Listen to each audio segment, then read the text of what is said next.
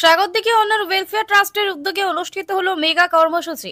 8ই June রবিবার সকাল 10 ঘটিকায় একগুচ্ছ কর্মসূচি নিয়ে মেগা কর্মসূচি অনুষ্ঠিত হলো স্বাগতিকি এনএস ময়দানে।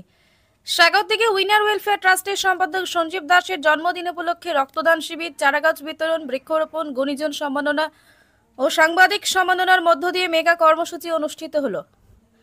রবিবার সকাল 10 ঘটিকায় প্রথমেই চারা রোপণের মাধ্যমে অনুষ্ঠানের শুভ সূচনা করা হয়। এরপর অতিথি বৃন্দদের বরণ করে নেওয়া হয়।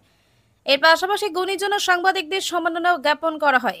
অপরদিকে একই সঙ্গে রক্তদান শিবির, মহিলা থেকে শুরু করে যুবক বৃন্দদের রক্তদান করতে দেখা গেল। এছাড়া চারাগাছ বিতরণ কর্মসূচি দেখা যায়। এই অনুষ্ঠানের মাধ্যমে প্রতিফলিত হয়ে ওঠে পরিবেশ ভারসাম্য রক্ষার জন্য গাছ রোপণ করতে হবে, এর পাশাপাশি রক্তের অভাব দূরীকরণের জন্য রক্তদান শিবিরের সঙ্গে যুক্ত হতে হবে এই বার্তা প্রদান করে থাকে। শুধুমাত্র এই রক্তদান শিবির এই থেমে থাকে না। এই ট্রাস্ট রক্তের অভাব অনটনের কথা শুনলেই রক্তদাতা মুহূর্তের মধ্যে ছুটে আসে অসহায় রোগীর পরিবারের পাশে। এদিনের অনুষ্ঠানে উপস্থিত ছিলেন স্বাগতিকির বিধায়ক বাইরন বিশ্বাস, অনুপস্থিত অনুষ্ঠানের সভাপতি ও প্রাক্তন প্রধান শিক্ষক তামিজউদ্দিন মল্লিক মহাশয়, বিশিষ্ট প্রতিবাদী নারী স্বপ্না ভাদুরী, এস.এম. হাই স্কুলের প্রধান শিক্ষক বিদ্যুৎ কুমার মণ্ডল, শিক্ষক শচীন পাল মহাশয়, শিক্ষক অর্ধেন্দু বাবু। এছাড়া উপস্থিত ছিলেন বিশিষ্ট গুণীজন সহ বিশিষ্ট অতিথিবর্গ।